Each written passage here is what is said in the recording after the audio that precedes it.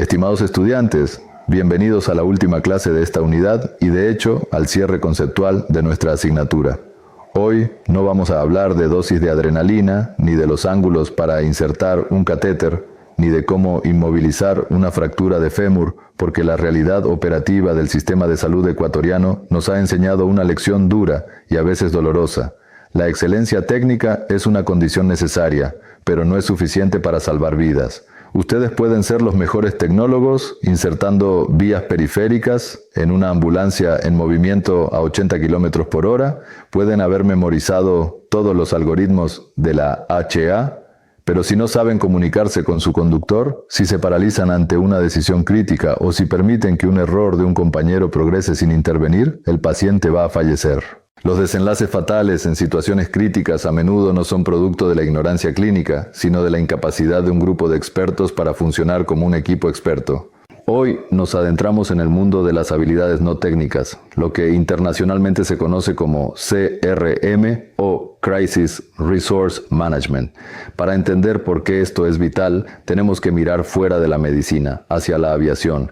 A finales de los años 70, el mundo se sacudió con accidentes aéreos inexplicables, como el desastre de Tenerife o el vuelo 173 de United Airlines, donde aviones perfectamente funcionales se estrellaron matando a cientos de personas. La causa no fue fallo de motor, fue fallo humano. Fue la incapacidad de la tripulación para comunicarse, jerarquías tan rígidas que el copiloto no se atrevía a corregir al capitán, y una pérdida total de lo que llamamos conciencia situacional. La medicina de emergencias adoptó estos conceptos porque una ambulancia o una sala de reanimación se parecen mucho a una cabina de vuelo. Son entornos de alto riesgo, con presión de tiempo, información incompleta y donde los errores son irreversibles. Vamos a desglosar esto utilizando el famoso modelo del queso suizo de James Reason aplicado a nuestra realidad. Imaginen que la seguridad del paciente está protegida por varias rebanadas de queso, cada una es una barrera defensiva. Tenemos las barreras normativas, como los acuerdos del Ministerio de Salud y la ACESS. Tenemos las barreras físicas, que son nuestras ambulancias y equipos, y tenemos las barreras formativas, que es su título. Pero cada barrera tiene agujeros, fallos latentes. Un protocolo puede estar viejo, la radio puede no tener señal en una quebrada, o usted puede estar cansado tras 24 horas de guardia. El accidente ocurre cuando los agujeros de todas las capas se alinean, y el peligro atraviesa el sistema hasta dañar al paciente. El CRM es la herramienta que usamos para tapar esos agujeros o desalinearlos antes de que sea tarde. El primer pilar de estas habilidades es la conciencia situacional. Esto no es simplemente mirar lo que pasa, es un proceso mental activo que tiene 3 niveles.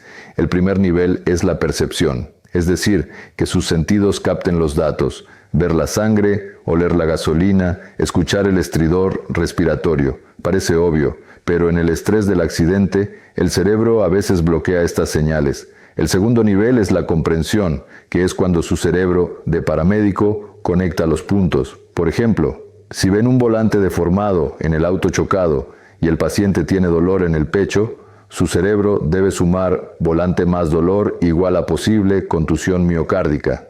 Y el tercer nivel, que es donde se distinguen los expertos, es la proyección futura. Es la capacidad de decir: si este paciente tiene un trauma en la cabeza y respira mal, en 10 minutos va a dejar de respirar, así que debo preparar la intubación ahora. Estar por delante del paciente es la clave de la supervivencia. Esto nos lleva a la toma de decisiones. En la calle, rara vez tenemos tiempo para sentarnos a analizar todas las opciones con calma. Usamos 2 modelos. El intuitivo, basado en el reconocimiento de patrones, y el analítico. El intuitivo es rápido. Veo signos de shock, pongo líquidos. Pero es peligroso si me equivoco de patrón. El analítico es lento y consume mucha energía mental. El problema es que el estrés agudo, esa descarga de adrenalina que sentimos, nos hace tontos temporalmente. Nos da visión de túnel, donde nos obsesionamos con un detalle, como intentar meter el tubo endotraqueal a toda costa, y olvidamos que el paciente está desaturando o que la escena es insegura. También sufrimos exclusión auditiva, literalmente dejamos de oír las alarmas o los consejos del compañero. Para combatir esto, usamos ayudas cognitivas. Usar una lista de chequeo, una app en el celular para calcular dosis o la cinta de Broselow no es hacer trampa, es de profesionales que saben que su memoria puede fallar bajo presión. Ahora hablemos del sistema nervioso del equipo, la comunicación. Los estudios dicen que los fallos de comunicación son la causa raíz número 1 de muertes evitables. En Ecuador, con nuestra diversidad cultural y el ruido de la escena, no podemos darnos el lujo de ser ambiguos. Aquí aplicamos la comunicación en bucle cerrado. Es una técnica de 3 pasos. Primero, el líder da una orden directa, mirando a los ojos y usando el nombre. Carlos, administra oxígeno a 15 litros. Segundo, el receptor repite la orden para confirmar. Recibido, administro oxígeno a 15 litros. Esto permite corregir si escuchó mal, por ejemplo, si entendió 50 en vez de 15. Y tercero, el receptor avisa cuando ya lo hizo. Oxígeno colocado, jefe. Si no cierran el bucle, la orden se pierde en el aire. Además, debemos compartir el mismo modelo mental. Si el médico cree que es un infarto y el paramédico cree que es una disección de aorta, van a remar para lados distintos. Para alinearnos usamos el briefing. Antes de llegar a la escena, mientras vamos en la ambulancia, el líder debe decir: equipo, vamos a un choque con atrapados. Juan, tú ves seguridad. María, tú vía aérea. Yo comando. Y si la cosa cambia, hacemos un stop breve para reorientarnos. Igualmente, cuando entregamos el paciente en el hospital, es el momento más peligroso. Usen la técnica SBAR o SAER. Situación, antecedentes, evaluación, recomendación.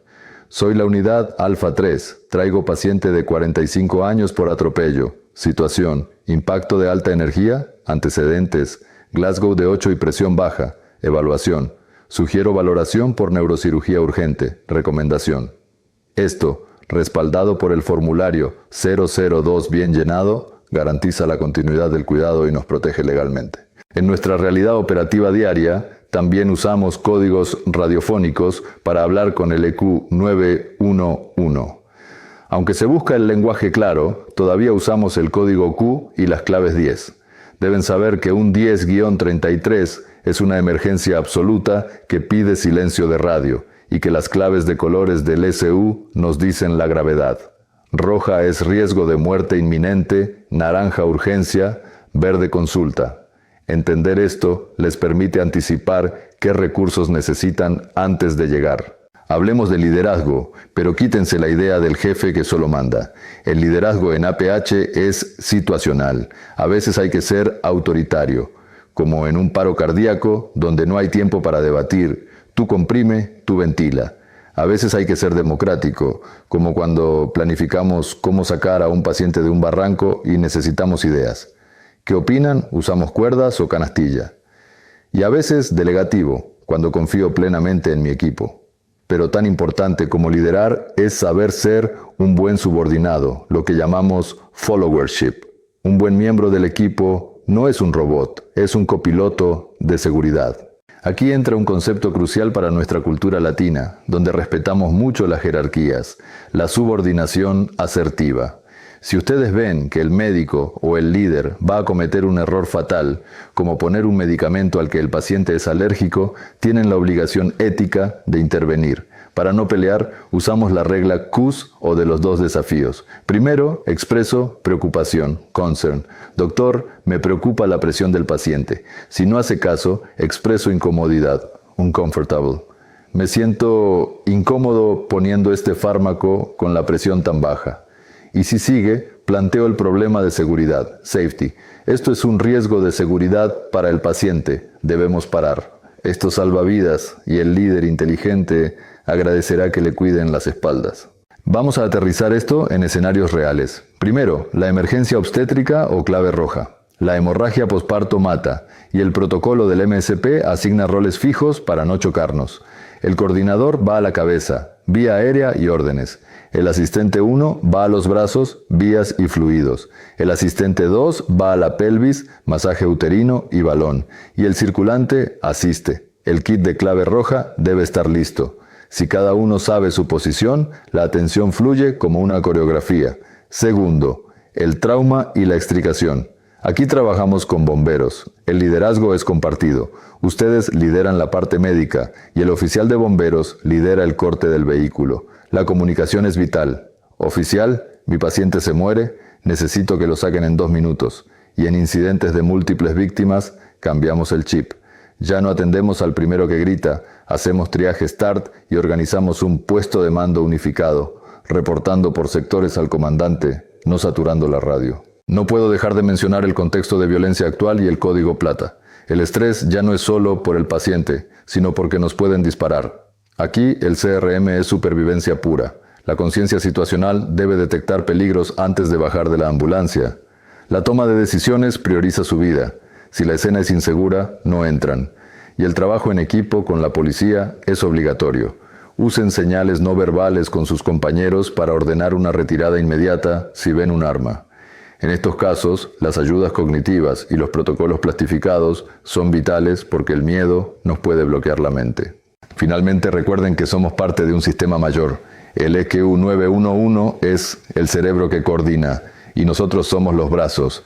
Debemos reportar cada paso, salida, llegada, transporte y legalmente el acuerdo ministerial 00023 define quién va en la ambulancia. Si es una unidad básica, el tecnólogo es el líder. Si es avanzada, trabaja con el médico. Y todo, absolutamente todo, termina en el papel. El formulario 002 es su defensa legal y la constancia de su trabajo profesional. Para cerrar, ¿cómo mejoramos? Hablando. Después de cada evento crítico, debemos hacer un debriefing. Puede ser uno caliente, rápido, solo para ver cómo estamos emocionalmente, o uno clínico, estructurado, donde analizamos qué hicimos bien, el plus, y qué debemos mejorar, el delta. El objetivo nunca es buscar culpables, sino arreglar el sistema para que el error no se repita. Queridos estudiantes, al terminar esta unidad y este curso, quiero que se lleven esto. El liderazgo no es un cargo, es una actitud de servicio. Las habilidades no técnicas son las que permiten que su conocimiento médico llegue al paciente. Lleven en su cinturón no solo el estetoscopio, sino también la capacidad de comunicar, de decidir bajo presión y de trabajar en equipo, porque eso es lo que verdaderamente transforma el caos de una emergencia en una oportunidad de vida. Muchas gracias por su atención y éxito en su carrera profesional.